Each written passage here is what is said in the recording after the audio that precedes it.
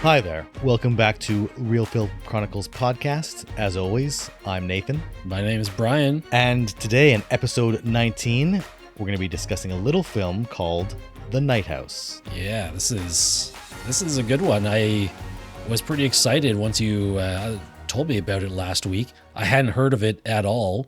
Where did you hear about this movie? How did this get on your radar? Honestly, I think I was just reading up on horror films on some website or another. Honestly, I can't remember, or maybe it was the movies subreddit. And somebody had mentioned some overlooked horror films, and I looked this up real quick and was like, this looks like something that's kind of right up our alley here. Something that's not typical kind of horror slasher flick, something that's a bit more, should we say, primal or primordial kind of horror, something that speaks something a little bit deeper. Yeah, it's maybe a little psychological thriller. Yeah, I think it was classified as like psychological thriller / horror. Yeah, that's good. So The Nighthouse, I was kind of surprised to see this listed as a 2020 film because it just came out on streaming services in August of 2021. And when I do a quick little Google, it's like, oh, this came out in Sundance early 2020. So I guess that's its official release date as per Letterboxd at least. But I mean, for all intents and purposes, it's a 2021 film.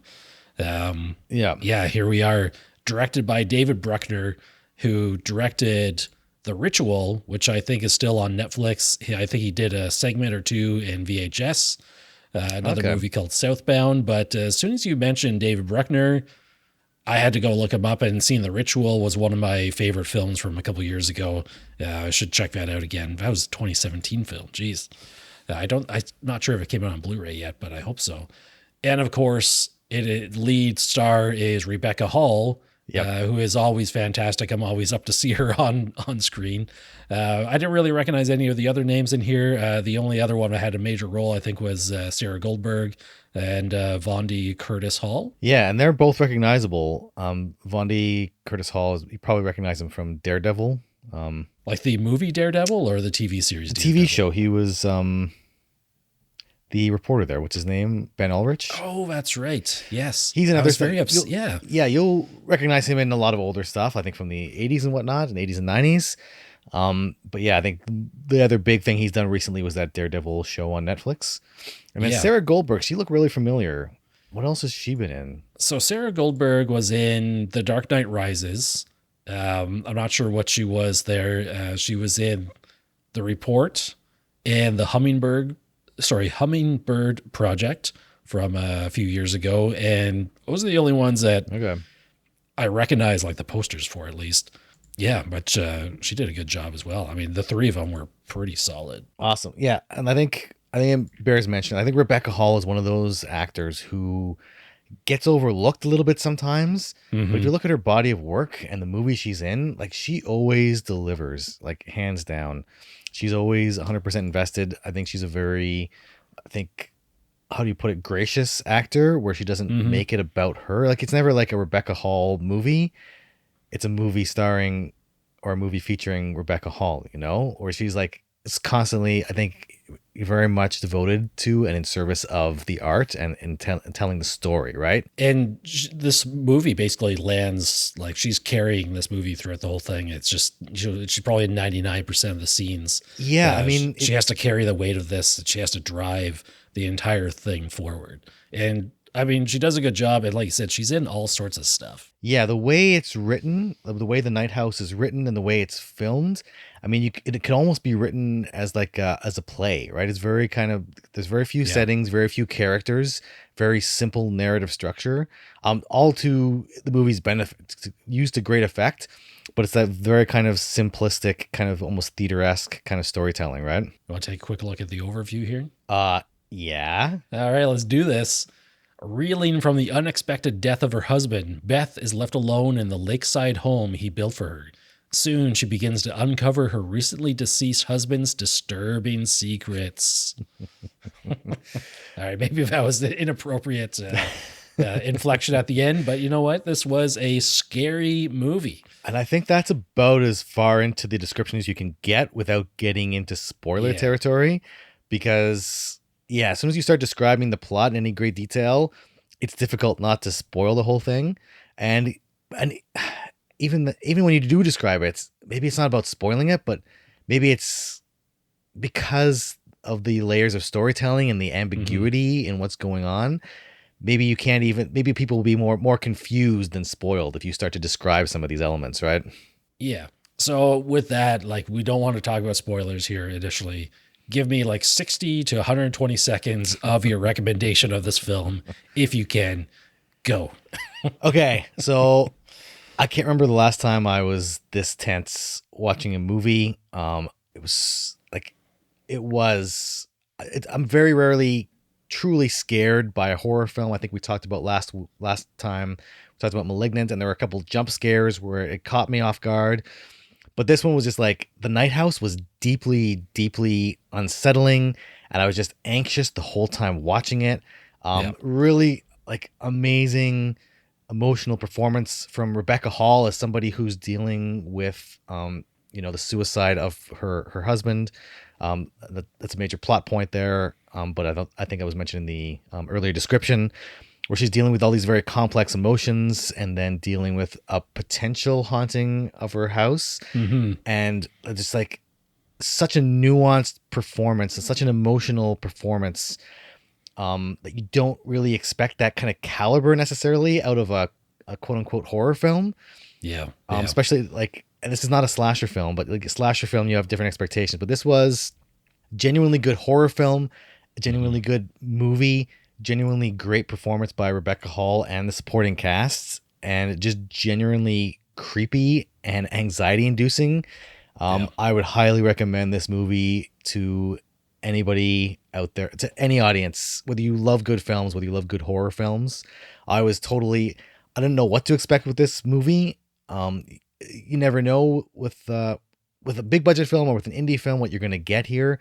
And the Nighthouse, it not literally, but it blew me away. I was very pleasantly surprised at how good this film was and how effective it was at creating that really tense, really anxiety laden atmosphere. I was 100% sold on the whole thing. Yeah, it was very surprising, a very pleasant surprise that this movie was as engaging as it turned out to be, and as honestly, like, kind of horrifying as it was. I was on the edge of my seat numerous times, and I think I was kind of fighting it at first to be like, oh, this kind of feels like it could just be another little genre film. And then it just kind of kept layering on these different elements as just like, oh my God, they're doing this and they're going to do this now. And it's like, even though I feel like I saw where the movie was going very early on, I was still absolutely loving the ride. It was those moments that the movie, I think, deservedly built throughout. And I mean, there's, a couple twists, as there has to be in horror movies, that didn't really surprise me, but I was still really happy with how they were presented on screen and how everything played out. Rebecca Hall does a fantastic job here. She's playing this grief-stricken widow who, like you said, it could be a haunted house. It could be in her mind. There's a few different things playing here, and I think she does a good job of balancing that. Overall, definitely recommend it. No surprise that it's going to be rated fairly highly from me, I think, afterwards. But it was great. I don't know.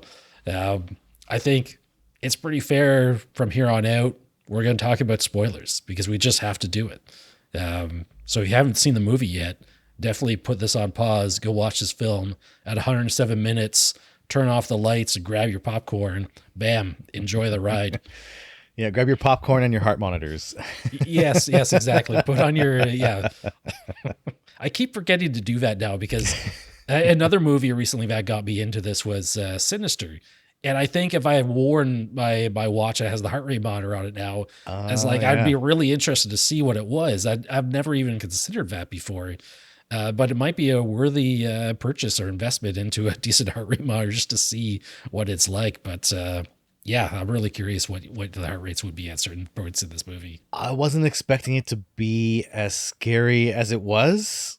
Um, so the whole premise I think we talked about before, where it's Rebecca Hall, her character's name is Beth, and she's dealing with the very recent, because I think she mentioned at one point when that she's a Literally teacher. a week. Yeah, because it was like she mentioned like last Thursday where Yeah. her husband went out into a boat because they're on a house by the lake.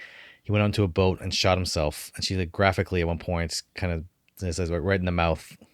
Yeah, it was really, that scene was pretty it was really brutal because she's a teacher and one of the parents of a student comes in. It was just like, "Oh, my student only scored a C in your class." And it's like, "Oh, they missed this assignment." But Son, my son went in on Thursday and did the assignment. And she's just like, "Well, Beth is saying I wasn't there on Thursday. I had a personal issue." And the parent kind of gives her like a bit of grief for it. And eventually, like, Beth just completely snaps. It's just like, "Well, last Thursday morning, my husband went out into a boat and shot himself in the head." And she puts like the finger guns up to her head and did this motion and be like, "Ooh, that's rough." Like that was, and that scene like too was that like parent has been put in her place. that scene was so awkward. Yeah, it was it great. was very awkward. Yeah, but it's also like, man, why is this? I can maybe understand going back to work so soon. Just trying to like get back into like some normalcy. Yeah. But man, it's been a week. It's like it is so fresh. So they do establish that a week has passed since her husband killed himself. Sorry, it's brutal. Yeah. So I think the whole point of those first scenes was that she's going back to the school to try and occupy her mind because she's alone in the house that she and her husband had shared. Her husband had actually built the house. And so I think she's trying to, as I think a lot of people would, just distract themselves with anything. In this case, getting back to work but maybe like you're saying, like after a tragedy of that kind of magnitude, it's difficult to kind of separate that out and go back to work. But it's also worth noting that before she goes back to work that morning, we're already seeing signs of potentially supernatural phenomena where she sees those muddy footprints, and she had that. I think she already had a dream by that point, or like it could have been a dream, or it could have not been a dream. We're not sure at this point. Where she saw, like the doors opening or like banging sounds. Well, I think the first night, like, so basically the movie kind of starts off with her being dropped off at her own house. The first night, she hears some noises. She gets up and investigates and finds, like the muddy footprints coming from the dock down at the lake, right in front of the boat, all the way up to like the back door of their house. The second night, I believe, is when she gets the phone call, maybe? Yeah, she gets the texts. She gets the text messages from her dead husband, Owen. Yeah, and then the radio or the stereo system downstairs turns on, starts blaring. I'm assuming there was a specific, because I think it kept playing the same song because it happened a couple nights. It did. Yeah. So I'm assuming that had some special significance for the couple. But yeah, so you get these little, like, it just, I love the way it kind of slowly unwinds, where it's like, you get this banging sound. It's like, well, that could be anything. It could be anything. Somebody could be like, because they already established, like, talking to her neighbor there before. It could have been him coming over, or it could have been just like a tree branch hitting the side of the house. Yeah. So it's like it's from the beginning, it's playing with this ambiguity, and she gets these text messages. It's like, oh, it's like Owen is telling her something, and she's like, oh, I miss you, and come back. And then like she wakes up in the morning, and she goes to her phone, and the text messages are gone, and she goes out to the car where they have the box of evidence, I guess, from the police station, including the gun with the lock on it still. But she goes to Owen's phone, and like, no, like their message chain ended that day he killed himself, and there were no messages from the night before. So now it's getting into this idea of like, trying to play with the audience's expectations. Like, is this paranormal?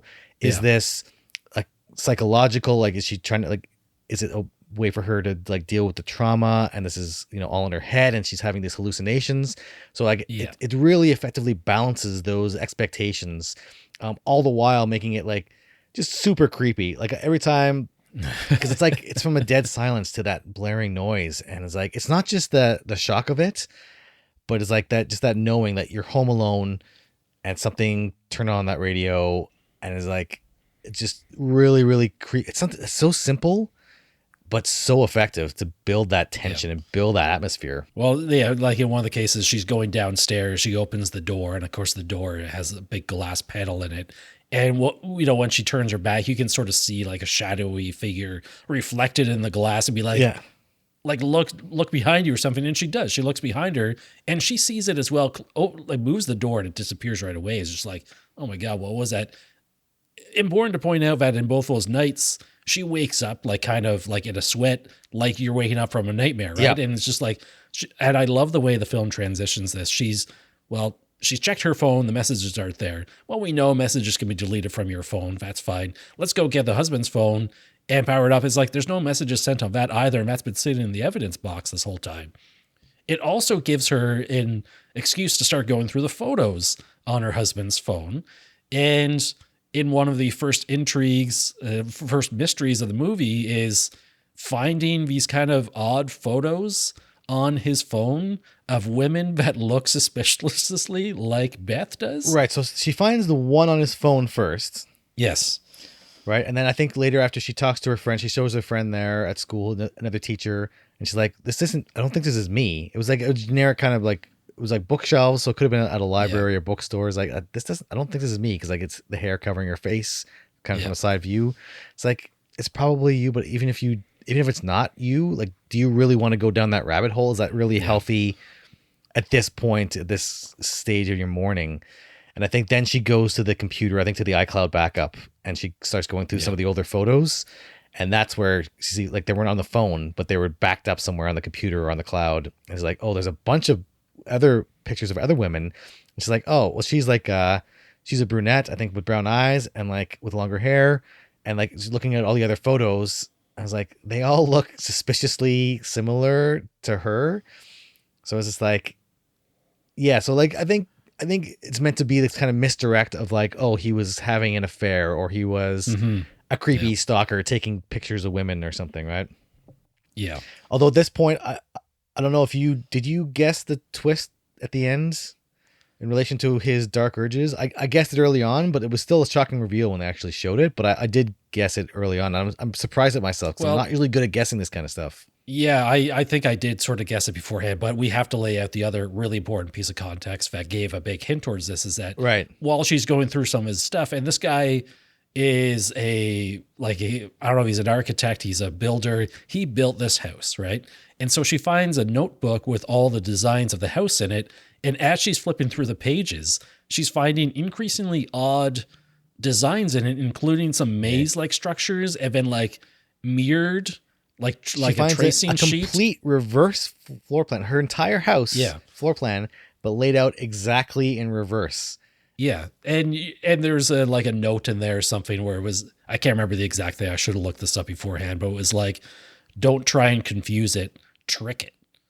And immediately in my mind, because they also set up the other piece where she talked about being in a car accident and being like dead for numerous minutes. 4 minutes. And 4 minutes she was dead, and she was resuscitated.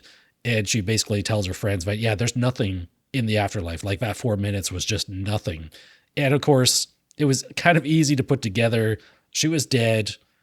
The husband's note is basically saying you can trick it. You can build like a maze to try and like get to go further. And it's just like, oh, she talks about some like depression chasing her throughout her life and whatnot. It's like, oh, she is being chased by essentially a demon. Her husband knows this and has built a house specifically designed to try and get this demon to not get her. And I think his suicide is a result of kind of like feeding the beast. If he does this, the demon's going to leave her alone. And of course, we fast forward to the end of the movie. Oh, we find the mirrored house, right? It's her house on the opposite. I love it. It's on the opposite side of the lake. It's mirrored. And she finds the corpses of all these look-alike Rebecca Halls in the floor, right? Well, that's what I was referring to. I wasn't referring to the whole demonic thing. I was referring just to the whole fact that he was a serial killer. Okay. His dark urge, which is pretty huge. It was, it was pretty big. Again, though, the movie never confirms that she actually did see those bodies. Nobody else is shown finding those bodies. I think this is going to be important when we come back later, based on it's going to be important for my interpretation later on. that almost I think the nobody bodies sees. will be found. Well, this is the thing. We'll see how your interpretation is after we kind of go through this. Because the main lookalike who he like lured into the house, because this girl eventually comes over and is just like, yeah, you know what? I wanted to have sex with your husband. I didn't do it because he started choking me and things got weird. I got out of the house. She's like, I've seen the mirrored house. I've been over there, right? So in my mind, the mirrored house, it's not up for debate if it's real or not. Well, It exists over the there. house is real, but whether or Yeah. not the corpses are real is another thing, right? Yeah, fair enough. Because also, yeah, so she's going through the grieving process. She's spending nights at home, and like there's creepy happenings where like she's hearing noises and the stereo is going on, lights are going on and going off. She's wandering around. She's seeing like shapes of people, and she'll go around the corner. It's just like the silhouette from like the column what of the is house, that something. called?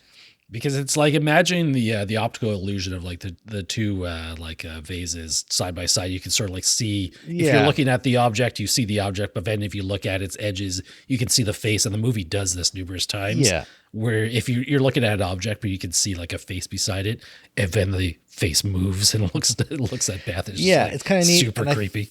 And then she finds like with that with the architecture drawings, there's these books about like you said, I think ancient demons and mazes and different kinds of, I think there's like witchcraft and some voodoo, because like she finds a voodoo doll eventually in that reverse cabin, but she goes to the bookstore where the books were purchased from, and she finds that one girl who was one of her lookalikes that her husband was apparently stalking.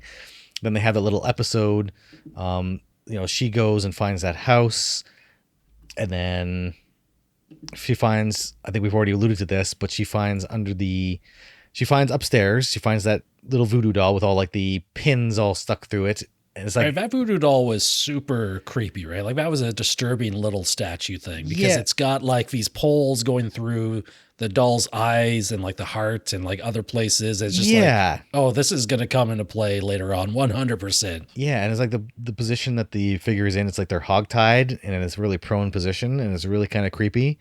Yeah. But the whole reverse house, because she sees in a dream, she sees like the fully built reverse house, including like all the numbers on the house are like actually reversed. And when she's a house, are like little dream thing at the end, it's like everything's reversed. But the actual house she finds, the actual one that was actually built, it was only like partially completed. So it's like all like plywood and tarps and stuff. And it's like, again, really creepy location, especially when she goes running out there in the middle of the night in the rain, which somehow makes it worse when it's raining. Yeah. It's like even more creepy when she goes out there, and she eventually like her foot goes through the floorboards and she finds like, I don't know, like 5 or 6 dead bodies underneath there, where it was revealed, I think you alluded to already, where the husband was, well, do I want to just talk about like what the explanation was from the one of the possible explanations was? Because there's a lot of ambiguity in this movie. Yeah, hit me with it. Yes, please. Right. So near the end of the movie, where she's either deep in psychosis or in the middle of full-fledged demon possession / haunting. She's in the bathroom and she's hearing these sounds again. She asks, "Oh, Owen, where are you?" And like she looks around on the mirror because she's just taken a shower and somebody had written "here" in the fogged up mirror. And then she like goes to the bathroom and she turns to leave, and it's like there's something in front of her. Like she sees like the footprints on the ground again. She reaches out, and it's this really weird, cool effect where she's touching something. And she can see her fingers touching something, and then you can see like something is touching her, and it's almost like a human figure is holding her. Yeah. And she says, "Owen, I missed you so much." And then this like voice, because there's been this like creepy voice she's been kind of hearing where you can barely make it out, but she's like, "Yeah, I'm not Owen." And she's like, well, after she's hugging this thing, she's like fully embraced with like this invisible creature, this invisible person. It's just like, "I'm not Owen." It's like, oh, nuts. Things are getting bad now. Yeah. And then she looks behind her in the mirror. She sees this vision of Owen killing this girl by smashing her head against the mirror. And then like the entity smashes her head against the mirror, and she's running through the house, and it's all reversed. And she goes by the rooms. She's seeing these visions of her husband. Her husband's name is Owen, I think, right? Yep. Yeah. So before I just mentioned Owen offhand, but Owen was her deceased husband. But she sees these visions of Owen killing these girls in these different ways, as this invisible entity is like pulling her through the house, and then she looks up, and like it looks almost like the house has been designed in such a way where you get that optical illusion of the figure. Yeah. So the figure's almost Oh, been it's so built. brutal. It's been almost like been burned into Owen's psyche when he designed the house, and so different parts go together to look like this figure or this entity. And then she finally sees this vision of, I think it's like her and Owen, their first Christmas together, where she's asleep in his lap, and then but it's really the demon talking. It's like, like I've been trying to get you back with me. It's almost like it's almost like a Final Destination thing where she escaped death. Yeah. And then death is trying to get her back. And then it's been whispering in Owen's ear to like, oh, the way it's trying to been trying to get her back is like whisper in Owen's ear to like kill her. And the way he's been kind of dealing with it is like, oh, I'm going to try and trick this entity by killing somebody who looks like her and going into this and doing it and hiding the body in this reverse image version of our house to try and trick it or confuse the demon, which refers to itself as nothing. 'Cause I think his suicide note said something along the lines of, you were right. There is nothing. Nothing is after you. You're safe now. Yep. And she was trying to figure out what this whole thing meant, but nothing was essentially the name of this entity / demon / ghost, whatever you want to call it, that apparently has been whispering into Owen's ear to convince him that he's to kill people. And he's been channeling those dark urges where he didn't know the origin of those dark urges, right? So he's been channeling those dark urges and going to kill other people who looked like Beth to try and trick it. And then he went out. He thought he had finally tricked this entity, so he's like, I'm going to go kill myself so I can stop killing other people. Yeah.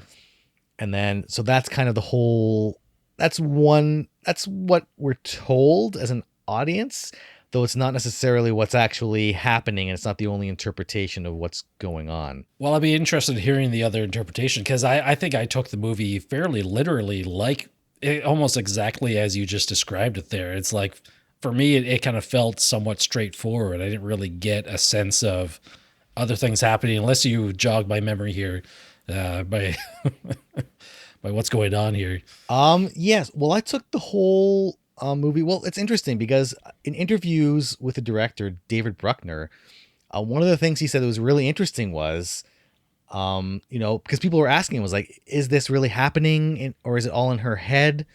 And one of the things he said was, I think I'm paraphrasing here, but it comes down to what you find more terrifying, that ghosts exist or that they don't. Okay. Right. You know what? I guess as soon as you say that, yeah, the entire thing could be in her head, right?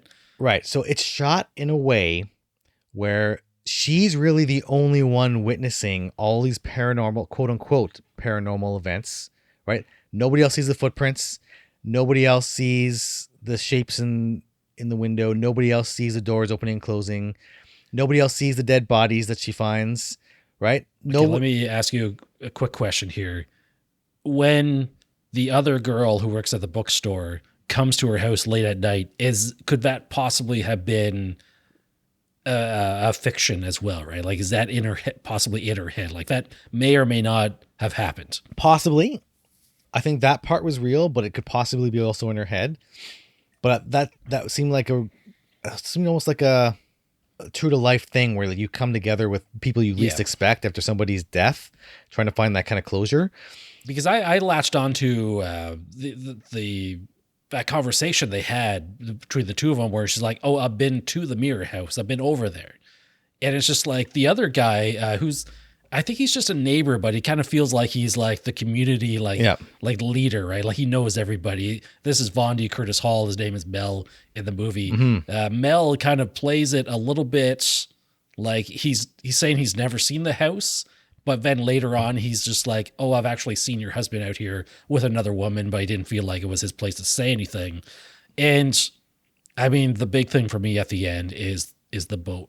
So they're basically Beth's friend comes and rescues her out of this boat. Right. And it's sitting in the water. Beth looks back and she sees the shadowy figure of, I want to say, nobody. I mean, the shadowy figure is 100% there on screen. No, this is the thing. It's the ripples and the shadows on the water, and it looks like it could be a figure sitting in the boat, But Yes. again, it's ambiguous. She's seeing Beth it, seeing though. it. It's Beth It's seeing Beth. it. Well, this is the thing I No, want it's to not say. the friend. Beth is it. Well, this is what I want to say. Beth is seeing it. Yeah. Right. I mean, that's agreed. And then Mel sees her looking at the boat like Beth is seeing something. So Mel looks at the boat, and he's got like the deadpan look at his face. And you look in his eyes, and you're like trying to figure out, does he see it or not? And eventually he's just like, I don't see anything at all. And it's just like, is he just saying that just to like give peace to the situation, or does he actually not see anything? Right. Right. I thought that was a nice bit of ambiguity at the end there. Right. So I know the friend didn't see anything. There was no question about that. yeah. So like everything could be argued, like all this stuff that nobody's seeing. And the whole point of the movie, I think, is that all these kind of quote unquote paranormal activities and all of these things, really the whole movie for me is really a metaphor for dealing with depression, because I think Beth at one point says that she specifically mentions that she had suffered from depression before. It's a metaphor for grief, right? About not wanting that loved one to be gone. It's a metaphor for trauma, right? Of trying to make sense of things that really we can't make sense of, right? I think at one point her friend even says to her, is like, some things you're just not going to find the answer to. You might never know why he committed suicide, right? You might never know why he did what he did, right? So I really like the friend's voice of reason throughout this movie. Yeah. So I think for me watching it was really, I don't think there was an entity, right? I think that this was a metaphor. This was her mind's way of trying to deal with this trauma, of trying to impose, in one sense, right? Trying to impose order on the chaotic world she was experiencing, right? Where she was looking for, you know, like the husband killed himself and left this really weird note that could be interpreted as supernatural, and she was trying to make sense of it. And so even a terrible explanation, like her husband is a serial killer who was possessed by an evil demon, even a terrible explanation like that is better than no explanation at all, because even then there's a sense of order. There's a twisted logic, but there's a logic, as opposed to having to deal with the trauma of never truly understanding why this person that she loves so much, why she couldn't see that, or why he did what he did. And I think that speaks to me, that's more horrifying than having a ghost or an entity, right? And it's also that idea. I think Beth at one point even mentions it, where a bunch of teachers are out, drinking, and again, great uncomfortable scene where they're kind of morbid curiosity. They're asking her questions, but then she's giving them like really truthful answers that they weren't ready for. But she mentions like, can somebody catch, depression, or can somebody catch sleepwalking? Well, that's what she was worried about, is that she suffered from depression and sleepwalking, and she thought maybe her husband caught it from her. Right. And I think in that conversation, but that goes to another issue with mental illness, where we always look at mental illness and like depression in this case of having the effect on the individual who's afflicted with it. But it also does have an effect on the people around you, right? Mm-hmm. Where like your behavior and your action due to this can have also a negative effect on people around you. So in a way, you can't really catch depression, but it can have an effect on your relationships, right? And so I think that was another clue that we're dealing with mental illness here, a combination of depression and trauma and grief, where her mind is trying to manifest these things and trying to find a way to, find a reason with them and trying to find some kind of order.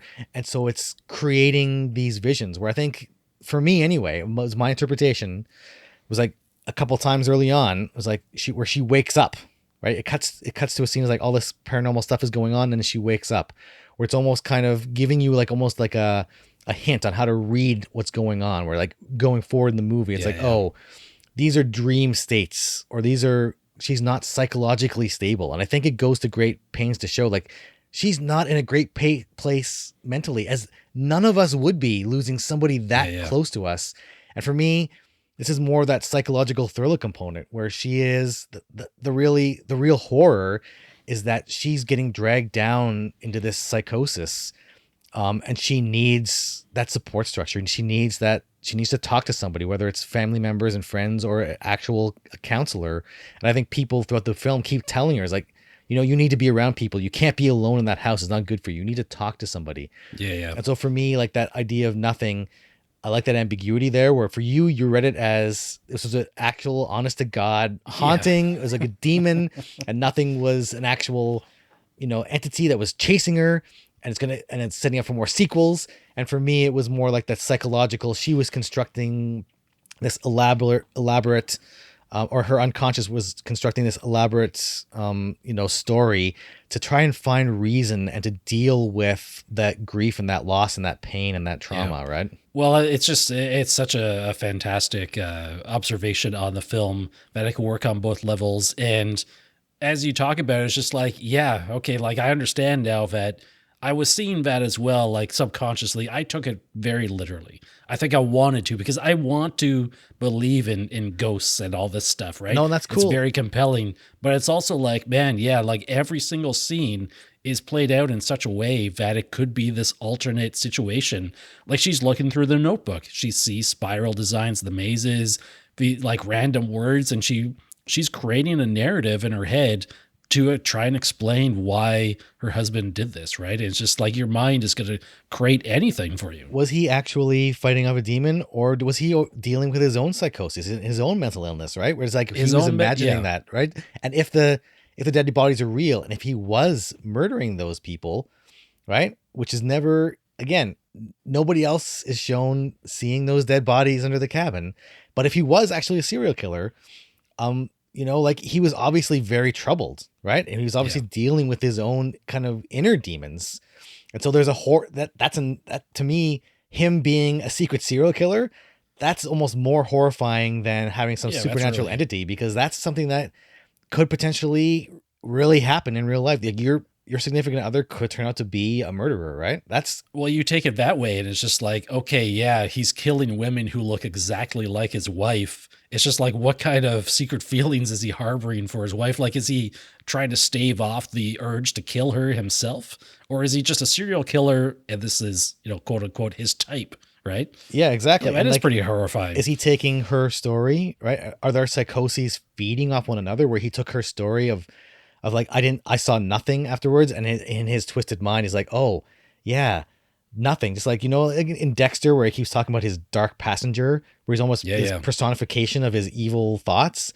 And it's like, maybe it's obviously not a real killer, and it's obviously, I don't know how much of that is based on actual psychology of actual real serial killers, but I think it's what we kind of do, right? We tend to personify our feelings and our emotions, right? Yeah. And like taken to the extreme, it's like, oh, there's literally an entity whispering in my ear to kill my wife, and I have to do everything I can to fight against it. But like, when you say it out loud, that sounds insane, right? Yeah, exactly.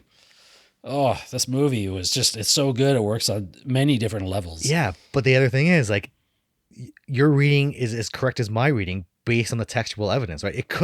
It very well could have been a demon that was chasing her from beyond the grave. And again, that's still right. Like, that's going to scare the heck out of a lot of people too. But it's amazing that this is constructed. This film is constructed in this way, where you get these completely different readings at completely different levels of the narrative. And they're completely correct, completely backed up by textual evidence. And we can enjoy the film, even though we watched it from completely different angles. Right. And equally as scary. Like my heart was racing at numerous points during this film. It was really tense film. And I'm really glad you brought up that quote from the director in that interview, because he's basically saying himself is like, this movie is supposed to work on multiple levels. It's like, with that kind of authorization, it's just like, great. Now you can really analyze the film, look at the different scenes, and see, things can play out differently than how you first interpreted it. That's really fantastic. Man, David Bruckner is onto something here, right? Yeah, I have not seen The Ritual, but I'm definitely going to check it out after watching this. And I think the screenwriters too, Ben Collins and Luke Piotrowski. Luke Piotrowski. I think we should keep an eye on some of their work as well, because I mean, the writing in this was just exceptional, right? The direction and the writing and the acting, and everything came together so well in this movie. I'm super impressed. I don't even know what else to say about the movie at that point. It was just like, you just nailed it right there. But it's interesting because I think our interpretations and the way the movie was structured was very much like you were talking about that illusion of the vase and the faces, which I think, Yeah, yeah. looking that up now, You can look at the object as one way and then like the edge as another thing, right? yeah, I think What is that called? figure ground perception Yeah, okay. or Interesting. ambiguous or bistable two-dimensional forms. Developed by Danish psychologist Edgar Rubin. But I think we've all seen that optical illusion, right? Where I think Yeah, the yeah. movie narratively is structured in that way, where it's like you can look at it and see a vase, or you can look at it and see two faces facing each other, right? So Ugh, it's but to pull that off mind so blown. perfectly, yeah, Wow. it's almost Wow. like it reminds me in a way of Total Recall, in which that ambiguity is used so perfectly, right? And it's so easy to go on either side, right? But to walk that razor edge of ambiguity and to use that ambiguity to your advantage in building that tension, whether it's tension in terms of that horror, specifically raising the heart rate, or whether it's like that narrative tension, it's like it's Yeah. really difficult to use ambiguity in that way and to use it's almost like an oxymoron to use ambiguity so precisely. But David Bruckner definitely pulls it off here. That's what's so amazing about this film. Incredible. So how quickly do you go out and watch this movie again? I'm already tracking this down on Amazon. I need to pick up Yeah, a right. copy It's of just this. like, does this have a nice Blu-ray release at this point? Yeah, because I feel like I haven't been like I know I've been into a few movies this year, and this one I wasn't sure if I was going to be into it. Like, to be honest with you, if I'm going to throw a couple criticisms at it, it's like the first 15, 20 minutes, there's a couple of jump scares that I think could turn people off. That, like, she's out on the dock and there's like a gunshot. It's like, it's such a jarring, startling moment. It's just like, oh, was that cheap? But then I think the movie redeems itself later on. It's just like there's some genuinely creepy atmospheric scenes here that just really mess with your mind. I thought it was legit terrifying. Yeah, I think the thing that makes it work is Rebecca Hall's performance, where you see that emotion and you see that it's such a raw performance where you can see that she's dealing with these emotions, right? Yeah. And so it's not cheapened in any way. But that emotional anchor and that performance that's so human and so relatable, that really that serves as the anchor to all the other craziness that's going on around her, where it could Yeah. have been wacky off the wall antics, but it's really grounded in this person's suffering and their loss and their pain, whether it's Yeah. it's a manifestation, whether you view it as a manifestation or a metaphor, or whether you view it as an actual entity preying on her, it's still grounded in those emotions and Rebecca Hall's amazing performance in this, I think. Incredible. Yeah. So it did remind me too, if you like, I think, Hereditary, this reminded me a lot of Hereditary, where Hereditary, I think, could also be read as a metaphor for mental illness, but in that case, specifically mental illness within a family and that fear of it being passed down generation to generation kind of thing. Even though in that one, I think it's the supernatural elements at the end are a little bit more, I think they're meant to be a little bit more literal, but I think overall, they're a little more on the nose there. Yeah. yeah, but I think I think even thematically, Hereditary and the Nighthouse are dealing with a lot of the same themes, in different ways, but like that idea of mental illness and also obviously grief and pain and trauma. So I think if you liked Hereditary, you're gonna love the Nighthouse as well. Is there anything negative to say about this film? Like, can you think of anything in particular? Or you want to keep it pretty positive at this point? Because I honestly can't think of anything negative to say. I mean, there's a couple jump scares. I got really excited at the one scene where she's looking through the books and she finds like the store's name stamped on the inside and be like, oh, we're going to a creepy old bookstore. Oh, yeah. And I was kind of disappointed that she immediately goes and Googles it. As an audience member, I don't need to be told that she's going to Google the address. The next scene could just be her pulling up in front of the store with a name on it. Yeah, that sort of thing is what it is. I see what you're saying. So maybe something that a more experienced filmmaker might be able to trim some of the fat off. Although there wasn't a whole bunch of fat here to trim off. Like none, nothing. I honestly think that was like the only wasted scene was this Googling scene, but that was it. Yeah, I think maybe yeah, this is just like nitpicking stuff, but like I would have liked to see a little bit more interaction maybe, or a little bit more depth from when she goes and confronts this person that her husband's been having not a physical Yeah. affair with, an emotional affair with, obviously. They do, I think the girl says that they kiss at one point, but then like you said, like he starts getting to the violent stuff. She asks him to stop, which he does. So again, which is another, for me, going back to that ambiguity, is like the only person that we know for sure interacted with Yeah. him, she asked him to stop and he did. So one Yeah. of the reasons Is he that, a killer or not? Like, why would this yeah, particular girl get exactly, away? he has her in the cabin alone.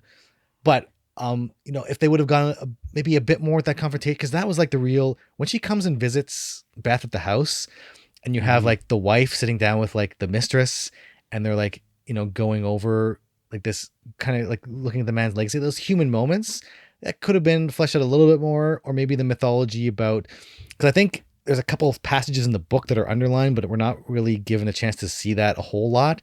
So if like maybe that backstory and the mythology and like all the stuff about like the demons and the voodoo Yeah. stuff and like that kind of thing, the dark mythology, that if that would have been fleshed out a little bit more. But those are like minor nitpicks, I Yeah. think. Yeah. And it was kind of like a thing too, where it's like almost every single night there was like a haunting event or a nightmare or something. But every day, you like at the end of the day, you see the house is changing a little bit. Like there's more boxes around the house. She's packing up. She's going to sell this house and leave. And it's just like, oh, did she take that book? Is there is she kind of unconscious during this time and like underlying those passages to create more of her narrative about why her husband killed herself, right? Just to like lead more into that mystery. Well, I think the film even explicitly talks about, I mean, at that little get together with the other teachers, I mean, things like sleepwalking and sleep Hmm. paralysis Yes. are brought up. So I think planting those seeds in people's minds again toward that ambiguity is like, oh, maybe this is sleep paralysis, where she's caught between the waking and sleeping worlds and Yep. she's hallucinating these things, right? Again, going to her mental state, she's not in a good state of mind. She just lost her husband to suicide. It's not a great place to be for any. I think anybody in that Yeah. Yeah. position is not in a place really um, to cope with that on their own. They need that support, and the fact that she's isolating herself, which is, I think, one of the key signs when you're dealing with somebody with depression or with mental illness. When people start to isolate themselves, Yeah. it's probably never for the best, right? Well, it's like her friend is clearly her best friend, and she's telling her about the time she died for the first time. Like her friend didn't know Yeah. about this event that happened to her, however many years ago before she got married. But it's just like, oh, these friends don't know her 100%. Maybe they are not that familiar with her mental illness in the past, her depression that she's been fighting off all this time. Is like how dangerous it would be to leave her in this house all by herself, because they just kind of take her at her word, right? So like, you're going to be okay here overnight. He's like, yeah, they're constantly reaching out to offer assistance. He's like, no, come stay with me, do this, do that. She's like, no, I'm just going to chill by myself. Well, that's one of the things too, that's one of the really scary things, because in real life, we come up against those situations where like, oh, should I stay the night here with you? And they say no, and like, well, do you stay Hmm. anyway? Or like you feel like, I want to help, but am I intruding? So like real kind of human questions that you deal with when people are going through difficult times, whether it's through grief and the mourning process, or whether it's through mental illness. But like, I think that's a relatable kind of awkward situation to be in, is like, how much help can you force on somebody versus how much Yeah. can you just offer and let them come to you, and finding that balance. And I don't think, like this film points out, I think there's not really a right answer or a wrong answer. Is like, should she have been left alone? Probably not. But what can you do aside from making that offer and constantly encouraging her? Yeah. You can't like physically tie her up and take her somewhere where she's going to be with people, right? So Yeah. it's like, there's a bit of, I think there's a sense of helplessness on the part of the friend, which I think a lot of us can relate to with other people in our lives who deal with mental illness or maybe addiction issues, Hmm. where you're in that kind of frustrating place where people really can't get help unless they really want to, right? And that's another Yeah. aspect of, I think, the psychological horror of the film, right? Really well said. So I don't know if you have anything else to add After that depressing note. After that depressing note. I mean, I don't know, man. It was just like, it's really enlightening. I wasn't expecting this level of insight into the film. I'm really excited, and it makes me appreciate the film even more. Like, I want to go see it again. What's a star rating? What are you going to rate this thing? So I'm going to give it an initial star rating of 4.5 out of 5. Very nice. Yeah, I was torn on whether to give it a perfect score or not. I have the feeling that on subsequent rewatches, it's going to go back and give it a 5. I think it's just my hesitation. Very few films I give 5 out of 5 on a first watch. And so I was like, do I give it a 5? It's probably going to end up being a 5 out of 5 for me, but definitely a 4.5 right now, minimum. Are we going to get a written review of your analysis on this film? Because I think this would be great for the site. Yeah, I think, especially after talking it out with you, and hashing this out, is like, I might have to go a little bit more in depth here on my own. There's definitely some good things worthy of discussion. There's some difficult topics in here that the movie, I think, is dealing with. Yes. But I think that depth really elevates what could have been, a really kind of schlocky or generic run-of-the-mill horror film into something that's, truly, it's a film, right? This is in the Martin Scorsese sense of like, this is cinema. This is people telling a story with, deliberately exploring, themes and about what it means to be human.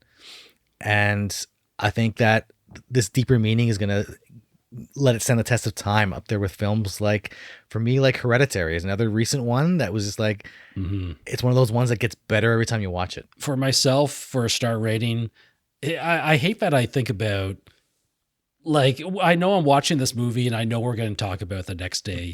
And I'm thinking, I need to come up with a star rating for this thing. This is stressing me out. Pressure's on. Because I'm watching it and I'm just like, is this a 3.5 star movie? It's like, well, this is much better. Like, this is a better constructed and more compelling story and atmosphere than I got out of some other like recent horror films.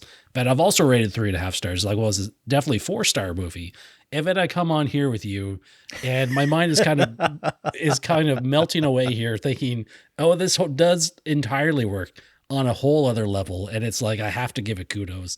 And I'm just sitting there thinking 4.5 stars easily. And I will go see this again, maybe not immediately, but in a few months or something. I don't know about 5 stars, but a solid 4.5 for me. Yeah, no, it sounds like we both really enjoyed this, but it was one of those films, especially after I've been watching. Trying to get caught up on some other horror films, and we're recording in October here. So like usually I think Brian, you and I both do a little horror movie marathon where we watch, we try to get in. I think you do the, what's it called? Hooptober. Yeah. Letterboxd. Yeah. I don't do that anything as official as that, but I try to get in my annual quota of horror films. And I was watching the Child's Play series. And so watching, which the original Child's Play was pretty good. I was actually pleasantly surprised, but like thinking about like Child's Play and Friday the 13th and Nightmare on Elm Street and like all those classic Halloween, not the first one, but the sequels, because the first one was awesome. But you think about all those franchises and like how like I think I can count on one hand the number of sequels in those franchises that were actually good or worth revisiting. And compared to all what we think of as like classic horror films, and then watch something like this, we're like watching Nightmare on Elm Street, I'm engaged, and there's like some, traditionally scary things, but like I'm watching The Nighthouse, and I'm like, I'm legitimately on the edge of my seat. Like I can feel my heart pounding. I'm legitimately getting scared. It's evoking an actual fear response for me, as opposed to just like the visceral thrill of, or the catharsis maybe of seeing people murdered in gruesome ways. And it's like, like just the art of this filmmaking is just like, when you compare it to other films in the genre like that, you can really see that difference in quality, right? Without a doubt. Go see this film. You owe it to yourself as a fan of cinema, as a fan of horror. Check out The Nighthouse, support these kind of independent, lower budget, mid-budget movies. Get your fast food from the MCU and big budget blockbusters, but come and get your nourishment, get your fruits and vegetables from these mid to low independent films. Are you tricking me into getting fruits and vegetables? Are you serious right now? And if you are dealing with mental health issues, definitely reach out. Reach out to family, reach out to friends. You're not alone. Episode of the Real Film Chronicles podcast. Thank you for listening and hanging out with us today. We really appreciate your support and look forward to you joining us for the next episode. We can be found around the internet and social media, with our home base being realfilmchronicles.com, which will have all the links you need to follow and keep in touch with us. If you have a moment, we'd really appreciate if you could leave some feedback, such as a rating on Apple Podcasts or on whatever platform you're listening on. And feel free to send us an email to realfilmchronicles@outlook.com. We love some suggestions, questions, or general comments and would enjoy including them on an upcoming episode. Until next time, take care of yourself and others, and keep your film journey going.